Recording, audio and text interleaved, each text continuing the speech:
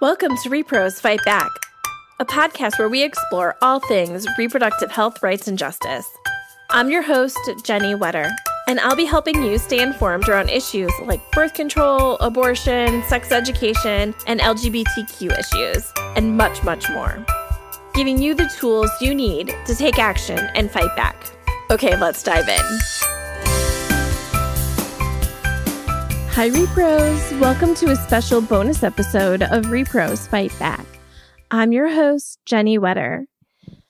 So I'm still thinking about last week's episode and all of the attacks that are happening to trans rights in the States. They're still going on. There's been another slew of bills introduced this week or this past week, and it's just unrelenting. And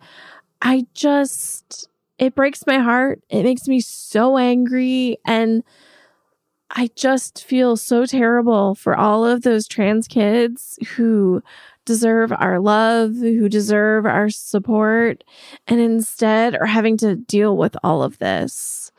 It's just so unfathomable to me.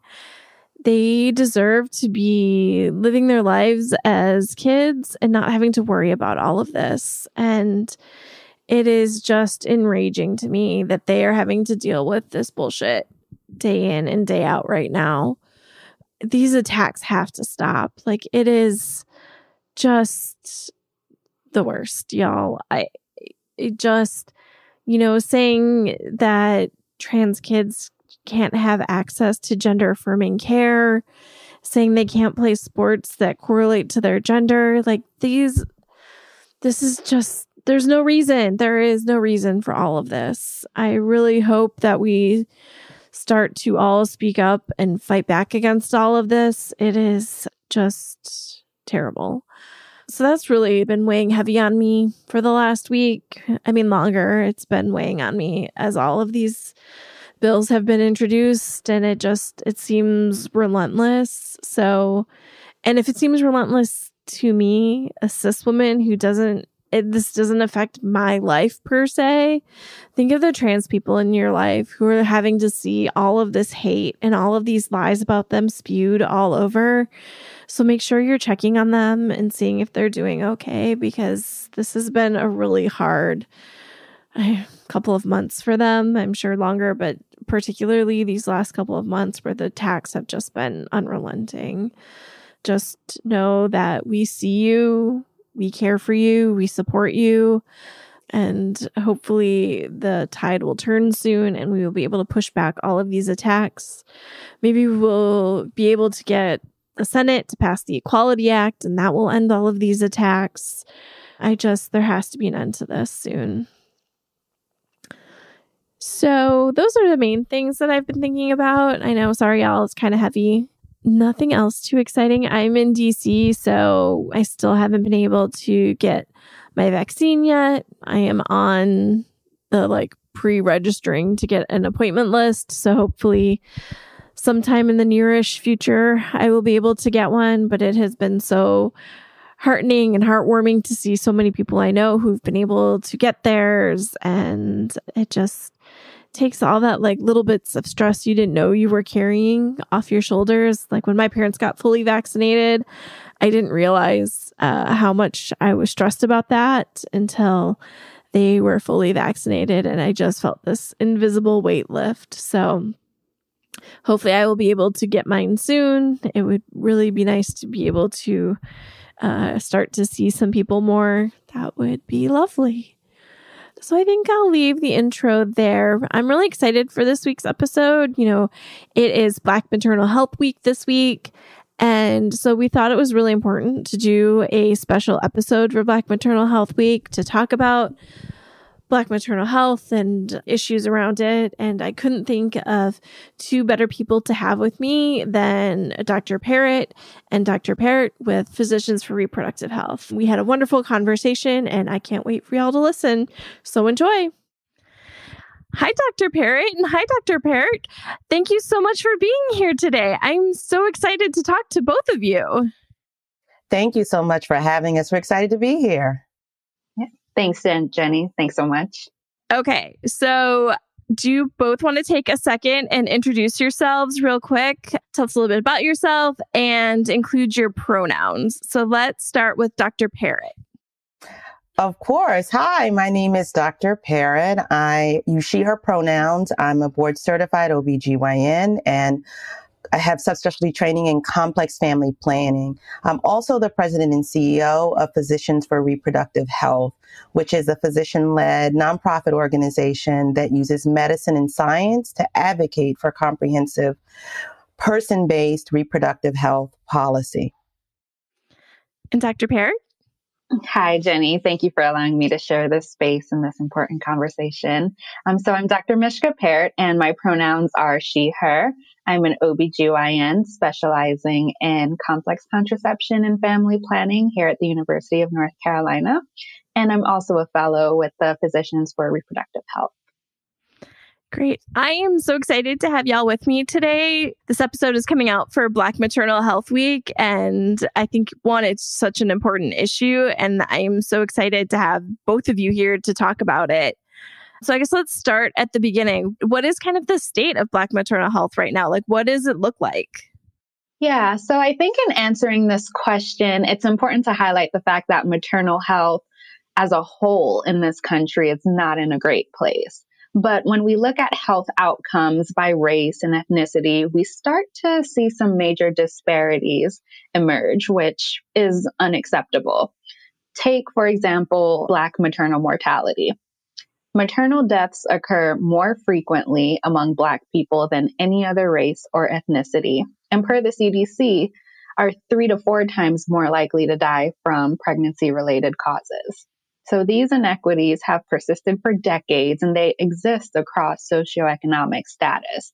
We talk about Shanice Wallace, Shalon Irving, Kara Johnson, and so many other Black people that we have lost due to pregnancy-related complications. And when we start to think about how we got here, it's important to really acknowledge racism of all forms and social inequities that the Black community faces and how this permeates every aspect of our lives, including maternal health. And if I could just add to that, there are 2 things that Dr. Peart said that I would just love to lift up and make sure that folks really heard. One, that this is not a new issue. This is something, the inequitable outcomes for Black women, Black birthing people has been an ongoing issue for quite some time. You mentioned in the introduction that we're going into Black Maternal Health Week, and that's a week that was founded and developed by the Black Mamas Matter Alliance to really draw attention to these glaring inequities and outcomes for so many folks. We know, Dr. Peart mentioned as well, that it doesn't matter how much education you have, what your income is, where you live, what your socioeconomic status is. We cannot earn our way out. We cannot educate our way out of these inequitable outcomes. And so we have to look at other root causes. And that leads us directly to not our race, right? It's not the fact that all of the women that Dr. Peart named are Black women that put them at higher risk, but because of the racialized experience of being Black in this country and receiving care in our health systems. We know that racism and bias is a part of our nation's history. And medical care is not uniquely excluded from that legacy.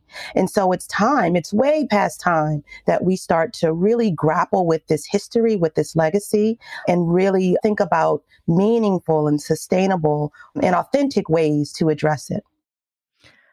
Yeah, I think that's really important that you bring up the root causes, because I think sometimes when people see the numbers, they assume, it's because often Black people are more low income and they assume it's maybe an easier issue to fix and not wanting to focus on kind of the systemic ingrained racism in the system. True. I mean, it's hard to talk about racism, right? That's one of the more difficult conversations that we have to have. And I think this last year and a half has shown us that we must figure out a way to begin having these conversations and really start addressing the issues. The risks that Black people, communities of color, Black, Indigenous, and other people of color are exposed to has everything to do with structural inequity.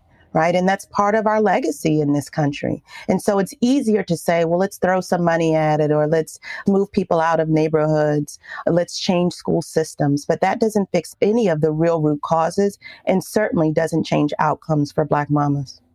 So, when we talk about Black maternal health, some people might not see a connection to another area that has been under attack for for a very long time as well, but really uptick in the last several years, and that's abortion access. And people might not see how the two connect, but I know that's something you really wanted to talk about today. Let's touch on that. Like, how does abortion access relate to Black maternal health? Yeah, so restricting access to abortion is another form of reproductive oppression that Black people face. From forced sterilizations now to forced pregnancy by way of trap laws, limiting people's access to essential health care. This is another attempt to remove autonomy in decision making and not respecting and trusting people about the decisions that they make for themselves. A recent study that I saw last year, published by Hawkins and colleagues, discovered that barriers to abortion contributed up to a 38% increase in maternal deaths, which we've already discussed disproportionately affects Black people. So not only are these policies reproductively oppressive, but they're also racially oppressive as well. And that's wonderful. I agree with Dr. Peart 100%. And what we're really talking about, I think it's hard for people to really make that connection between abortion and pregnancy in our mind. And that's because of the politicized way that abortion is approached in this country, right? But the truth is the decision to have an abortion, the need to have an abortion is always framed by the conditions of your community. We know that most people who have abortions are already parents, and so they know what it is to parent, and their ability to parent the children they already have is a leading reason why they're seeking an abortion in the case of most people who are having one. One of the things that I really love about the reproductive justice framework, and for those who aren't familiar with the term reproductive justice is a term that was coined by 12 Black women in 1994. Who were looking at the state of reproductive health in this country at that time, and saw that as Black women were often left out of conversations about reproductive health policy, have disparate access to reproductive health services. And they wanted to seek a broader way to define what reproductive health looked like for so many communities. And what they did was they blended the terms reproductive rights and social justice and human rights to come up with a new phrase called reproductive justice. And a few years later, Sister Song, the Reproductive Justice Collective, was formed. But reproductive justice holds four tenets at its core: that every person has the human right to determine if they have a child and the circumstances under which they give birth. Every person has the human right to decide if they will not have a child and to have the resources and information needed to prevent and end a pregnancy. Every person has the human right to parent the children they already have in communities that are safe and sustainable with the necessary social supports, free from violence from the individual or the government. And every person has a human right to bodily autonomy and sexual pleasure. The thing that's really so critical about the reproductive justice framework is that abortion is not pulled out and treated as a separate thing, right? It is equally as important as the right to parent the children we have. Abortion is equally and as important as the right to become pregnant should you want to. Abortion is equally as important as the right to agency and autonomy. So we have to think about and talk about and hold abortion and parenting and maternal health and violence in our communities on an equal footing. And when we advocate for one, we must understand that it is deeply connected to the right to access those others.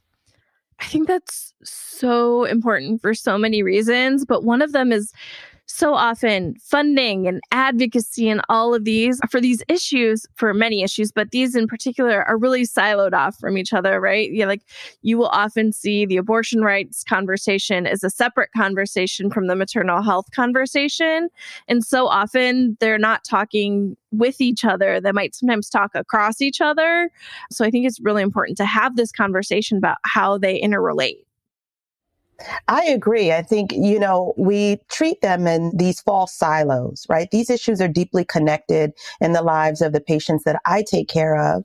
And so they must be deeply connected, and we have to understand the way they are tied together in our work. And that includes our work in the advocacy space, our work in the policy space, our work in the public space. One of the things that we really do as an organization, Physicians for Reproductive Health, is to lift up those deep connections, right? So as physicians who hold so much privilege in the healthcare space, we know that it is our obligation, and we have the opportunity to make sure that folks who are creating laws, who are creating policies that have direct impacts on the people that we take care of, understand that these things are connected and should not be siloed in the legislation that they're writing, and can't be talked about as separately either. Yeah, it makes me think of thinking of the whole person, right? You need to be focusing on the whole person and how they access care and how they think about these issues, and that we need to shape our conversation to fit that, and making sure that we are discussing all of it together. Yeah, and I 100% agree with that. And just reflecting back to, the famous quote by Audre Lorde, right? There is no single issue struggle because we do not lead single issue lives. So whenever we come to a space where we need to advocate and consider the entire person and everything. Dr. Perritt mentioned people that seek abortions are more likely to be parents already. So they're coming from a space where they understand parenthood. They're coming from a place where they know what it takes to be a parent. So just keeping in mind that people do not lead single issue struggles can, make us understand that we cannot treat these issues siloed. I think another thing that this makes me think of is, there's been a growing and I think more broadly heard conversation around Black maternal health. I think the conversation has been happening for a long time, but I think a broader audience is finally hearing it. But at the same time, we're seeing this attack on abortion rights happening at the state level, and not kind of the reckoning about how one impacts the other. I mean, we have to really be clear that the oppressions that people who are seeking abortion face are the same oppressions that people who don't have access to quality maternity care are facing, right? These are the same communities. Absolutely. Right? We're talking about the same people. And so we can't allow folks who want to separate out in other abortion care, other abortion seekers, other abortion providers to control that narrative. Dr. Peart and I both care for folks along there in the entire spectrum of their life. We know that people who are carrying their pregnancies to term and people seeking abortions are the same people at different points in their life, right? And so we must really continue to complicate the conversation as much as we can. One of the things that you mentioned that I thought was really critical, Jenny, is really about treating the whole person, right? Holistic care. And that's something that reproductive justice advocates have really been fighting for a very long time. When you're treating and caring for the entire person, then you aren't able or willing or even interested in separating out or pulling apart one piece of their identity to treat uniquely or different or separately. You meet people where they are in their community. And then we're also talking about here this underlying theme that Dr. Peart mentioned a few moments ago is about power, right? This is about power. This is about agency. This is about control. The United States has a long history of attempts to control what people with the ability to reproduce can and cannot do with their bodies. And we see this power and control play out in a really racialized way through stratified reproduction and theories that undergird so much of our healthcare system. So we have to continue to remind ourselves, to remind each other, this is about power and control. And every person should have the fundamental right to control their reproduction. And as healthcare providers, as physicians, it is our obligation to support that and our responsibility in an effort to care for our communities. Okay, so we have a good grasp of the issues now. So let's talk about some of the solutions. What are some things that need to be done to address both of these issues? One of the solutions I would offer is one that we're doing now, to have more conversations that really blend these two seemingly disparate but deeply connected topics. So when we're talking about abortion, we must also talk about maternal health. When we're talking about maternal health, we also have to talk about abortion and contraception, right? And so I think really lifting up those conversations together is a really good start. And the other thing that we need to do is to shine a light on what's happening. That's one of the reasons why we at Physicians for Reproductive Health and me as an individual healthcare provider is deeply involved in Black Maternal Health Week. It's an opportunity to talk about this in a dedicated way, in an intentional way, and to really name what's happening and really to name what the unique opportunity is for physicians to enter this space and to help to right some of these historical, for sure, and ongoing, definitely, harms to our communities. Yeah, and I would say coming from a policy standpoint as well, and being unable to kind of separate out abortion care from the overall maternal health, we need to start attacking these policies that are restricting access to comprehensive reproductive health care, including abortion care. People need to be able to choose the optimal time in their lives if and when they want to become pregnant and carry a pregnancy to term. Something else that I find important as well is when we look at these policies surrounding, public assistance and who is eligible or who is deemed worthy of this public assistance, usually it's a pregnant person, right? So I think policies that support expanding access to healthcare pre-pregnancy really puts the emphasis on the individual's life and signals to the community that we are upholding this individual within our society, that yes, you are worthy of essential healthcare outside of your pregnancy. So separating access to healthcare from pregnancy will place that emphasis on the individual's lives. That's so true. And the truth is that pregnancy outcomes, poor or negative pregnancy outcomes, don't just magically occur when you become pregnant. And so, one of the really critical things that Dr. Peart has said is that, your health going into your pregnancy, these pre-pregnancy access to healthcare services is really critical if we have any hope of impacting inequitable access to maternal health care, for impacting inequitable maternal health outcomes. So that means we have to look at, yes, access to care in our community, but access is so much bigger than just brick and mortar, right? Or the presence of or absence of a healthcare facility, a clinic, a doctor's office. What we're really talking about when we're talking about equitable access to pre-pregnancy care is community-based, culturally responsive healthcare, right? So we want to make sure that we're able to meet people with the care that they need when they need it. We found, studies are showing time and time again that folks who are deeply grounded in their community that they serve, they often do a better job, right? And so health outcomes for those communities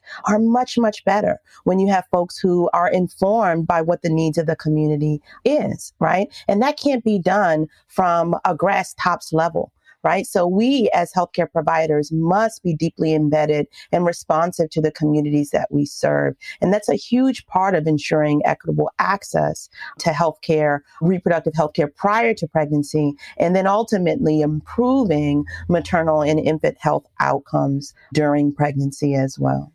And we see a lot of energy around that with perinatal health workers and doula support folks and the support of midwives. And we see that folks who have historically had disparate outcomes are seeing improved outcomes. And it's not because doulas and midwives are magic. They are often fantastic and seem to be magical people, but because they are engaged in a different way often with their community. And this is especially true when we're talking about Black midwives and midwives of color. Right. And so that legacy, the legacy of midwifery in BIPOC communities is a really deep and rich one. And it's time that we really start paying attention to that.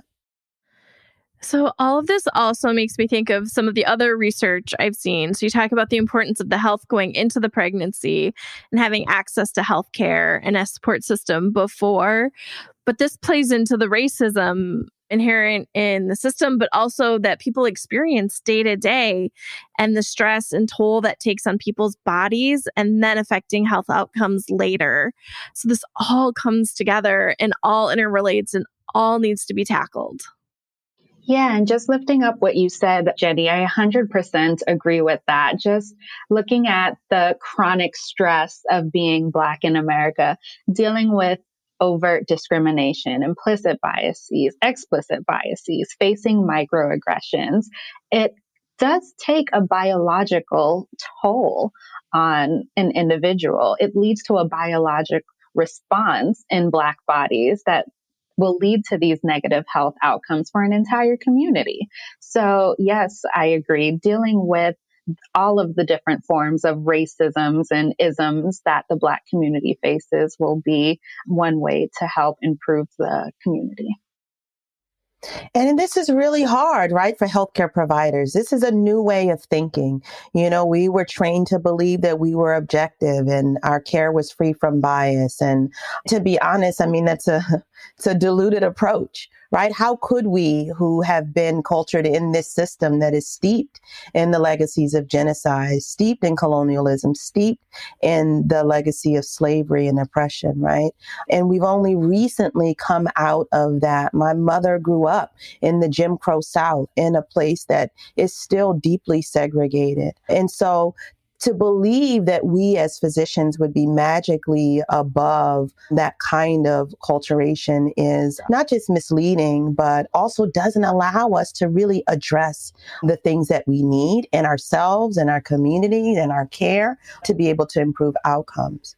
And, you know, the weathering that Dr. Peart is talking about, that's that phenomenon of biological impact of experiencing racism throughout not just your life cycle as an individual, but also we have more and more evidence that this trauma is intergenerational, that it's passed along to our children, even during our pregnancy.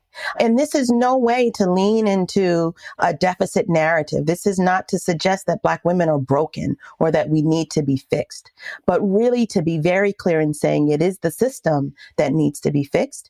And it is us as healthcare providers, as folks that are working to write policy, to shape policy, to influence policy, to do that work, to create better circumstances for folks who need care, the care that we're delivering. And so we're seeing calls for things like implicit bias training pop up in health systems around the country. We're hearing organizations, you know, thinking about ways to grapple with it. And we have to be clear, a day-long implicit bias training is not going to do the trick, right? There is so much more deep and deeper work to be done to really address these issues. And this is we are just at the start of it. Okay. So I always like to wrap up by focusing on actions. So what actions can the audience take? What can they do to help address these issues? Yeah, so if you're a healthcare worker, it starts with the basics, right? Respecting and actively listening to your patients, being cognizant of your own biases, validate your patients' concerns and take them seriously. If you're a current or a future patient within the healthcare system, do not hesitate to advocate for yourself. Ask questions if something does not make sense to you. If you are interacting within a healthcare system, bring someone with you that you're trustful of, that can be a partner, a spouse, parent, friend, someone that will advocate with you, who can hear and listen with you as well and actively discuss some of your concerns. And collectively, I think something that we can do is to all support policies that expand, not restrict, access to comprehensive reproductive health care, giving people the confidence to choose if and when they want to become pregnant. And one thing that we did not touch on that I wanted to discuss was the Black Maternal Health Momnibus Act of 2021. Yes. So that was introduced in the House back in February. And basically what Momnibus is, it's a collection of bills. It's 12 bills, and it really takes this multifaceted approach to improving maternal health, not only by proposing new innovations within the healthcare system, but also utilizing that socio-ecological framework that we've mentioned to really invest in other areas such as housing, transportation, nutrition. So it takes an all-encompassing look at everything that we've talked about outside of, the brick and mortar hospital or office buildings that's going to help improve healthcare. But write to your Congress people, let them know that you support this act. I do believe that this is something that has a tremendous opportunity to make such a great impact. I agree. That was fantastic. I have nothing to add to that. Very comprehensive. And the Momnibus is a wonderful set of bills. And I encourage all of you who are listening to write to support it. Absolutely. Well, Dr. Perritt, thank you both for being here today. I had a great time talking to you, and it was just a joy to have you on. This was great. Thank you so much for having us, Jenny. Thank you for having us. It was a pleasure. Okay, y'all, I hope you enjoyed my conversation with Dr. Peart and Dr. Perritt. It was wonderful talking to them. And as always, I learned a lot. And with that, we will see you all for our regular episode next week.